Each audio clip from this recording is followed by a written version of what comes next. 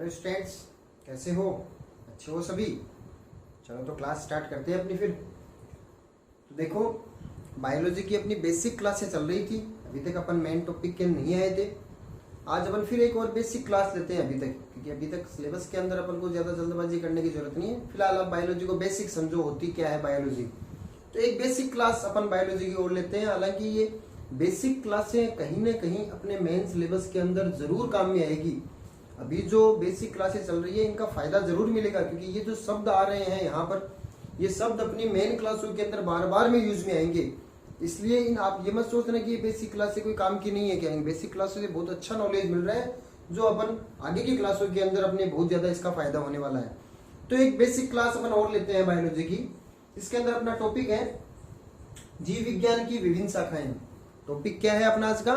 जीव विज्ञान की विभिन्न शाखाएं, यानी बायोलॉजी की कौन कौन सी ब्रांचेज होती है, कौन कौन सी शाखाएं होती है, यानी किस शाखा में विशेष रूप से किस जीव का या किस अपन बोल सकते हैं जीवों के संगठन का या शरीर की किस रचना का अध्ययन किया जाता है, उसके आधार पर एक शाखा बना दी गई है। पीछे मैंने आपको बताया था कि मेन दो शाखाएं होती है अपनी, जूलॉजी और बॉटनी। मगर अभी अपन इसके बाद में अपन दो शाखाओं से ज्यादा हट करके नई शाखाएं और बना रहे हैं। तो देखो, मेन शाखाएं दो तो हो गई है जीव विज्ञान की शाखाओं में। सबसे पहली जंतु विज्ञान, जिसको अपन जूलॉजी भी कहते हैं। जंतु विज्ञान या जूलॉजी के अंदर किसका अध्ययन किया जाता है? नाम से पता चल रहा है, विज्ञान की वह शाखा जिसमें अपन किसका अध्ययन करते हैं? केवल जंतुओं का। इसे प्राणी विज्ञान भी कह सकते हैं। अपन प्राणियों का अध्ययन करते हैं। पादपों को छोड़ करके जितने भी जंतु या प्राणी जो होते हैं, मनुष्य भी इसके अंदर शामिल है, उनका अध्ययन जब करते हैं तो उसे अपन कहते हैं जंतु विज्ञान या प्राणी विज्ञान। इंग्लिश में इसको जूलॉजी कहते हैं। सेकेंड है अपनी वनस्पति विज्ञान। वनस्पति विज्ञान जो है उसको कहते हैं अपन इंग्लिश में बॉटनी। इसके अंदर क्या होता है? वनस्पतियों का अर्थात पादपों का या पेड़ पौधों का अध्ययन जिस शाखा में करते हैं उसे अपन वनस्पति विज्ञान कहते हैं। अगली अपनी शाखा है सूक्ष्म जीव विज्ञान। सूक्ष्म जीव विज्ञान, माइक्रोबायोलॉजी, विज्ञान की वह शाखा जिसमें सूक्ष्म जीवों का अध्ययन किया जाता है। अब ये सूक्ष्म जीव कैसे हो गए, अपन एग्जांपल दे सकते हैं। सूक्ष्म जीव जैसे जीवाणु है, विषाणु है, माइकोप्लाज्मा है, ये सभी सूक्ष्म जीव होते हैं।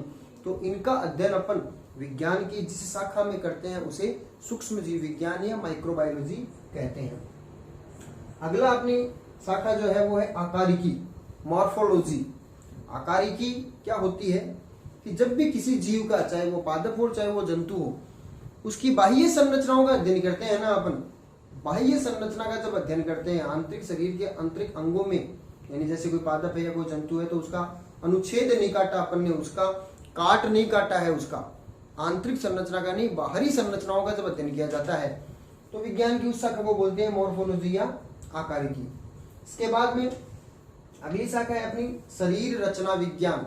इसे बोलते हैं एनाटॉमी। एनाटॉमी या शरीर रचना विज्ञान में किसका अध्ययन किया जाता है? शरीर की आंतरिक संरचनाओं का अध्ययन। जब अपन कोई अनुच्छेद काटते हैं या कोई अनुप्रस्थ काटते हैं, अंदर की संरचना या आंतरिक अंगों का जब अध्ययन करते हैं, जैसे ऊपर वाली इसमें आकारिकी में मैंने बताया बाह्य संरचनाओं का अध्ययन करना तो आकारिकी, मगर आंतरिक संरचनाओं का या आंतरांगों का या आंतरिक अंगों का जब अध्ययन किया जाता है तो उस शाखा को बोलते हैं शरीर रचना विज्ञान या एनाटॉमी। उसके बाद में अगली शाखा का नाम है ओत्तिकी। ओत्तिकी शाखा जो होती है उसके अंदर उत्तकों का अध्ययन किया जाता है। शरीर के अंदर बहुत सारे उत्तक होते हैं, अपनी हिस्टोलॉजी कहते हैं इस शाखा को अपन। उत्तकों का अध्ययन विज्ञान की जिस शाखा में करते हैं उसे ओत्तिकी कहते हैं। और उत्तक क्या होते हैं? आपने 9th क्लास में 10th क्लास में पढ़ा है। कोशिकाओं का समूह जो होता है उसे उत्तक बोलते हैं। बहुत सारी समान आकार की और समान कार्य को करने वाली कोशिकाएं जब जुड़ जाती है और एक समूह बना लेती है तो उस कोशिकाओं के समूह को अपन उत्तक बोलते हैं। उत्तक अपने शरीर में पादपों के अंदर बहुत सारे प्रकार के होते हैं, जो अपने चैप्टर में पढ़ेंगे आगे चल करके। उनका अध्ययन करना, उत्तकों का अध्ययन करना ओत्तिकी कहलाता है। अगली शाखा है अपनी कोशिका विज्ञान, जिसको अपन डिटेल से पढ़ेंगे। साइटोलॉजी, जिसके अंदर कोशिका का, कोशिका में भी किस किस का, कोशिका की संरचना का, कोशिका के विकास का, कोशिका के प्रकार का, कोशिका के कार्यों का, इन सब चीजों का अध्ययन विज्ञान की जिस शाखा में करते हैं उसे अपन कोशिका विज्ञान कहते हैं। अगली शाखा है अपनी आनुवंशिकी, जेनेटिक्स। बहुत ही महत्वपूर्ण शाखा है ये। जेनेटिक्स या आनुवंशिकी जो होती है उसमें किसका अध्ययन किया जाता है? लक्षणों का पीढ़ी दर पीढ़ी अध्ययन करना और विभिन्नताओं का अध्ययन करना। विज्ञान की वह शाखा जिसमें लक्षणों का पीढ़ी दर पीढ़ी और विभिन्नताओं का अध्ययन किया जाता है तो उसे अपन आनुवंशिकी कहते हैं। लक्षणों का पीढ़ी दर पीढ़ी अध्ययन कैसे किया जाता है कि जैसे माता पिता के अंदर विशेष प्रकार के लक्षण थे, अब उनकी जो संततियां उत्पन्न हुई है उनमें कैसे लक्षण विकसित हुए हैं, यानी माता पिता से कौन कौन से लक्षण उनकी संततियों में गए हैं, सभी लक्षण सेम टू सेम गए हैं या कुछ परिवर्तन हुए हैं, कुछ नए प्रकार के लक्षण विकसित हुए हैं, तब अपन बोल देंगे विभिन्नताएं उत्पन्न हुई है। तो इन सब बातों का अध्ययन करना कि पीढ़ी दर पीढ़ी कौन कौन से लक्षण जा रहे हैं, कौन से नहीं जा रहे, यानी नई प्रकार के कौन से लक्षण उत्पन्न हो रहे हैं, यानी विभिन्नताएं कैसे उत्पन्न हो रही है, यानी विभिन्नताओं का और वंशागति का। वंशागति एक नया शब्द आ गया है यहाँ पर। वंशागति नया शब्द क्या बन गया है, यानी पीढ़ी दर पीढ़ी लक्षण जब स्थानांतरित होते हैं तो इस प्रक्रिया को वंशागति कहते हैं। तो सीधा सीधा अपन आनुवंशिकी को ये कह सकते हैं कि आनुवंशिकी में वंशागति और विभिन्नताओं का अध्ययन करते हैं। ये वंशागति को अपन ने किस शब्द का रूपांतरण कर दिया गया है? लक्षणों का पीढ़ी दर पीढ़ी स्थानांतरण होना वंशागति कहलाता है। तो अपन ये कह सकते हैं कि आनुवंशिकी के अंदर वंशागति और विभिन्नताओं का अध्ययन किया जाता है। तो ये आनुवंशिकी वाली शाखा हो गई है। अगली अपनी शाखा जो है वो है कार्यकी। कार्यकी यानी फिजियोलॉजी। किसी भी शरीर के जीव में होने वाली जैव रासायनिक अभिक्रियाएं जो होती है, जितने भी प्रकार की कार्यकी क्रियाएं या जैव रासायनिक अभिक्रियाएं जो होती है उनका जब अध्ययन किया जाता है तो विज्ञान की उस शाखा को कार्यकी कहते हैं। जैसे पादप कार्यकी जो होता है, पादप कार्यकी के अंदर किन किन बातों का अध्ययन करते हैं अपन? पादप कार्यकी के अंदर पादपों में प्रकाश संश्लेषण जो होता है उसका अध्ययन करते हैं। पादपों में श्वसन क्रिया जो होती है उसका अध्ययन करते हैं। पादपों के अंदर विभिन्न प्रकार के हार्मोन्स जो पादप की वृद्धि के लिए उत्तरदायी होते हैं उनका अध्ययन करते हैं। तो ये सब चीजें क्या हो गई है? पादप के शरीर में होने वाली ऐसी रासायनिक या जैव रासायनिक अभिक्रियाएं हो गई है जो पादप के जीवित रहने के लिए, उसको पोषण प्राप्त करने के लिए जरूरी होती है, उसको जनन के लिए जरूरी होती है, यानी सभी कामों के लिए अभिक्रियाएं जरूरी होती है। इन सब बातों का अध्ययन करना पादप कार्यकी होता है। ऐसे ही जंतु कार्यकी होती है। जंतु कार्यकी में अपन जैसे मनुष्य की एनिमल फिजियोलॉजी की बात करते हैं, मानव कार्यकी की बात करते हैं, तो मानव के शरीर में जितने भी तंत्र पाए जाते हैं जैसे पाचन तंत्र, श्वसन तंत्र, उत्सर्जन तंत्र, ये सभी तंत्र जो होते हैं इन तंत्रों की अध्ययन करना मानव कार्यकी कहलाता है। और यही अध्ययन अपन किसी जंतु के शरीर में, अन्य जंतु के शरीर में करते हैं तो वो जंतु कार्यकी होता है। तो कार्यकी का मतलब हो गया शरीर के अंदर होने वाली विभिन्न प्रकार की जैव रासायनिक अभिक्रियाओं का जब अध्ययन किया जाता है तो वो कार्यकी या फिजियोलॉजी कहलाती है। अगला जो अपनी शाखा है वो है भ्रूणिकी, एम्ब्रियोलॉजी। भ्रूणिकी नाम से पता चल रहा है कि इसके अंदर भ्रूण का अध्ययन करते हैं अपन, मगर भ्रूण बनने से पहले पहले तक जितनी भी घटनाएं होती है वो सब चीजों का अध्ययन भी इसी शाखा में किया जाता है। कौन कौन सी भ्रूण बनने से पहले पहले कौन सी चीजें हो जाती है? जैसे युग्मकों का निर्माण, यानी युग्मक जनन भी कह सकते हैं अपन। युग्मक जनन की क्रिया का अध्ययन करना। फिर बने हुए नर और मादा युग्मकों में निषेचन होता है। नर और मादा दोनों युग्मक आपस में निषेचन करते हैं। निषेचन के फलस्वरूप द्विगुणित युग्मनज बनता है और युग्मनज से आगे चल करके भ्रूण का निर्माण होता है। तो ये सभी चीजों का अध्ययन अपन भ्रूणिकी में करते हैं। किन किन बातों का अध्ययन करते हैं? युग्मक निर्माण, निषेचन, निषेचन के फलस्वरूप बने युग्मनज और युग्मनज से भ्रूण के निर्माण तक की क्रिया जो होती है वो भ्रूणिकी के अंतर्गत की जाती है। तो ये शाखा कहलाती है अपनी भ्रूणिकी। अगली शाखा जो है उसका नाम है वर्गीकी। वर्गीकी, टैक्सोनॉमी। वर्गीकी एक ऐसी शाखा है जिसके अंदर अपन विभिन्न प्रकार के जीवों के वर्गीकरण का अध्ययन करते हैं। वर्गीकरण और नामकरण दोनों का अध्ययन किया जाता है।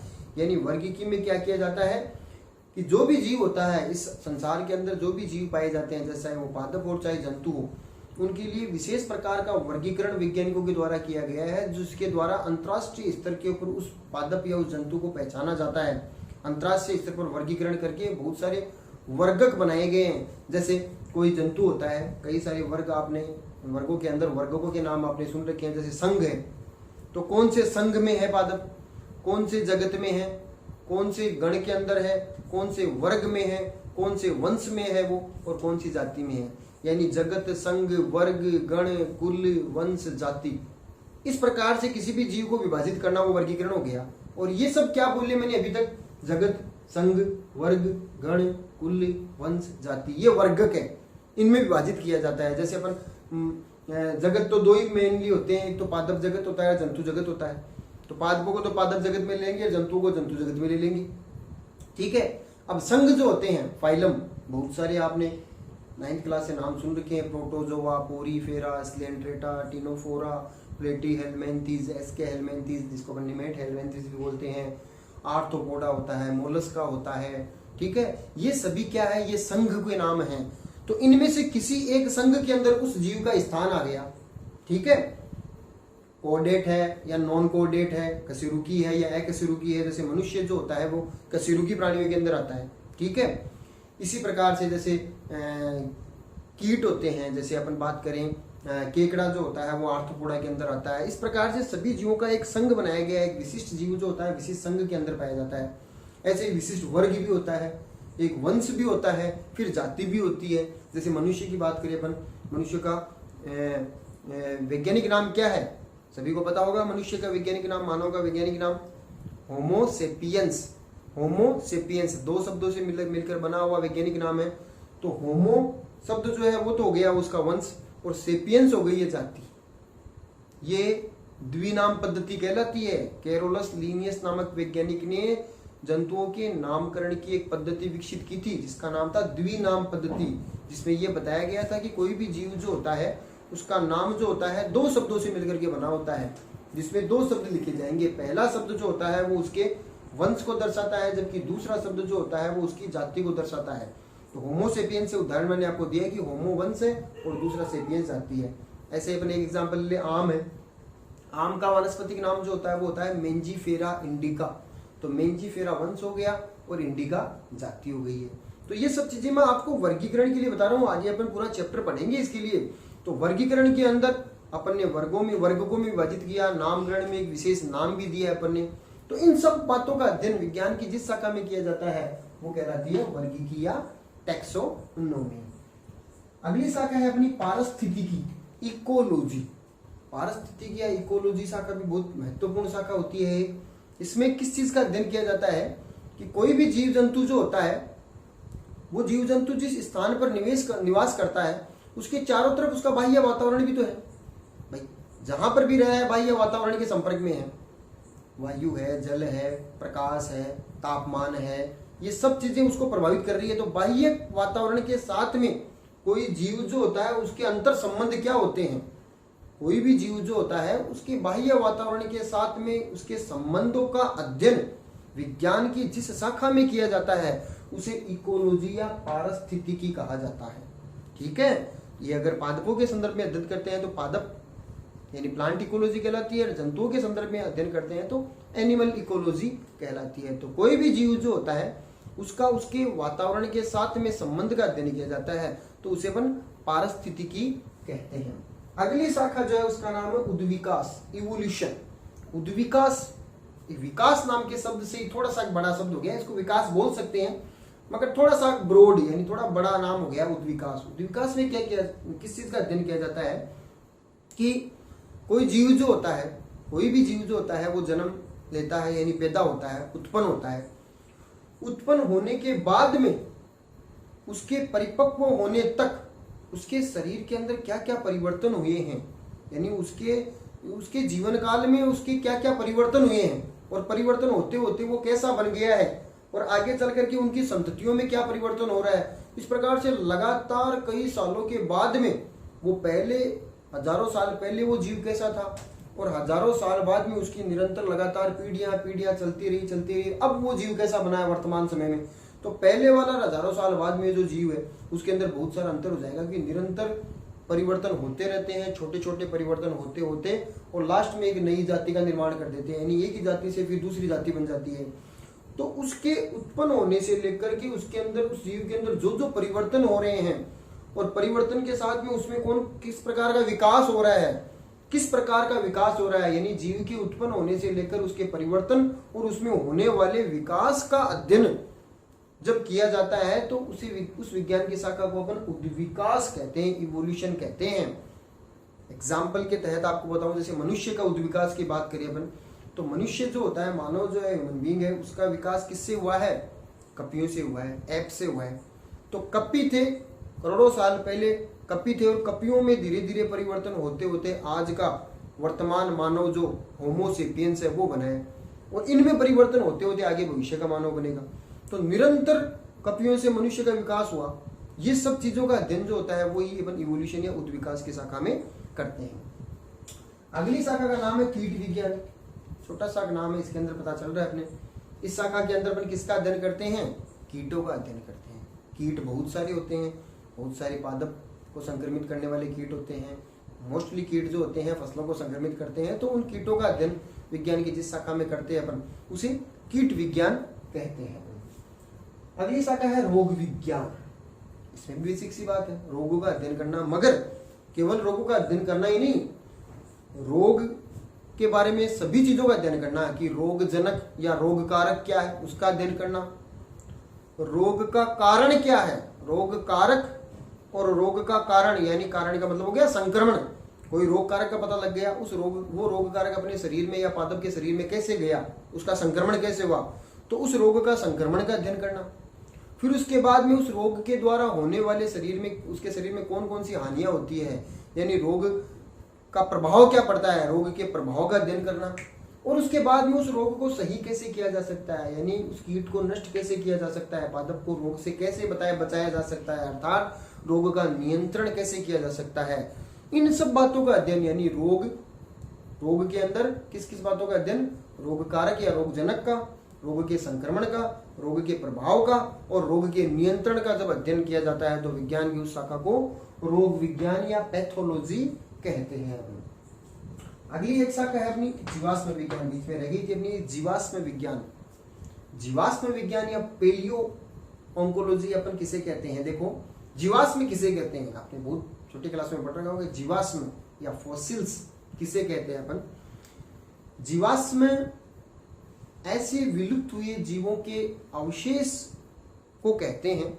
कोई जीव थे, हजारों साल पहले पाए जाते थे, मर गए, उनके मृत शरीर जो होते हैं वो चट्टानों के नीचे दब गए हैं, और दबने के बाद में उनके शरीर के कुछ अवशेष या चिन्ह जो होते हैं वो चट्टानों के नीचे ऐसे कैसे संचित हो गए हैं। अब खुदाई के दौरान वो अवशेष या जो उनके शरीर के जो चिन्ह हैं वो वैज्ञानिकों को मिल रहे हैं। उस संरचना को जीवाश्म कहते हैं, यानी मृत जीवों के शरीर के अवशेषों या चिन्हों को जीवाश्म कहते हैं। और इन जीवाश्मों का अध्ययन विज्ञान की जिस शाखा में किया जाता है उसको जीवाश्म विज्ञान कहा जाता है। समझ गए बात? अगला है परजीवी विज्ञान। विज्ञान की वह शाखा जिसमें परजीवियों का अध्ययन किया जाता है, पैरासाइटोलॉजी कहलाती है। परजीवी क्या होते हैं? ऐसे हानिकारक सूक्ष्म जीव जो किसी अन्य जीवों के ऊपर आश्रित रहते हैं, उनसे अपना पोषण प्राप्त करते हैं और उनको हानि पहुंचाते हैं। ऐसे सूक्ष्म जीव जो होते हैं वो परजीवी कहलाते हैं।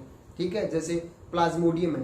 प्लाज्मोडियम एक प्रोटोजोअन जीव होता है, प्रोटोजोआ संघ में पाया जाता है, और मनुष्य के अंदर एक रोग उत्पन्न करता है, इसका नाम है मलेरिया। मलेरिया रोग प्रोटोजोआ के द्वारा होता है, उस प्रोटोजोआ का नाम है प्लाज्मोडियम। अब आप सोच रहे होंगे मलेरिया तो मच्छर के काटने से होता है, मादा एनाफ्लीज मच्छर के काटने से। बिल्कुल सही है। मादा एनाफ्लीज मच्छर जब काटता है तो अपने शरीर के अंदर प्लाज्मोडियम को ही छोड़ देता है, प्लाज्मोडियम अपने शरीर में डाल देता है, और वो प्लाज्मोडियम जो होते हैं वो रोग उत्पन्न करते हैं मलेरिया को। तो मच्छर ने तो वाहक का काम किया है, रोग का वाहक है वो, कि प्लाज्मोडियम उसके शरीर में है, वो जब काटेगा तो प्लाज्मोडियम को अपने शरीर में डाल देगा। तो प्लाज्मोडियम एक परजीवी हो गया है जो अपने शरीर में जाएगा, अपने शरीर के अंदर रक्त में और रक्त के अंदर पाई जाने वाली आरबीसी और यकृत के अंदर अपना जीवन काल पूरा करेगा, अपना जनन करेगा, अपनी संख्या बढ़ाएगा और बदले में अपन को रोग दे देगा। तो ऐसे सूक्ष्म जीव को अपन ने परजीवी कहा है। तो परजीवियों का अध्ययन करना परजीवी विज्ञान कहलाता है। अगली शाखा है मत्स्य विज्ञान। मत्स्य यानी मछलियों का अध्ययन किया जाता है जिस शाखा में, वो मत्स्य विज्ञान हो गई है। इसके बाद में अगली विज्ञान है सूत्रकर्मी विज्ञान। विज्ञान की वह शाखा जिसमें सूत्रकर्मी या निमेटोड्स का अध्ययन किया जाता है, उसे सूत्रकर्मी विज्ञान कहते हैं। अगली है जैव प्रौद्योगिकी। जैव प्रौद्योगिकी जीव विज्ञान की एक सबसे नवीन शाखा है जो बहुत ही ज्यादा उपयोगी शाखा है। इसके अंदर क्या किया जाता है, सूक्ष्म जीवों और उन सूक्ष्म जीवों के प्रौद्योगिकी उपयोग से, यानी उस तकनीकी रूप से उन सूक्ष्म जीवों को ऐसे अपने काम में ले कि जिससे अपन मानव के लिए कोई न कोई उपयोगी उत्पाद बना सकें, उसे जैव प्रौद्योगिकी कहते हैं।